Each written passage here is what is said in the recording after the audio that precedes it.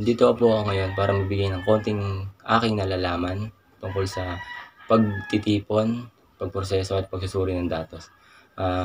Ito po ay sobrang halaga sa isang pananaliksik dahil ang pagtitipon po ng mga datos ay isang pangkolekta o kinokolekta nito yung mga na-surveyan ng mga tao na kailangan para malaman kung ano yung mga dapat gawin sa pananaliksik.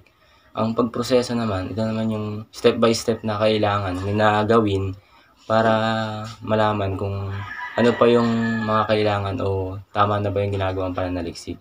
At ang pagsusuri naman ng mga datos, ito yung pagtiyak o titingnan ng maayos yung mga nakuhang datos kung ito ba'y pasok sa gagawing pananaliksik o nasa maayos ba ito na kalagayan. Yun lamang po.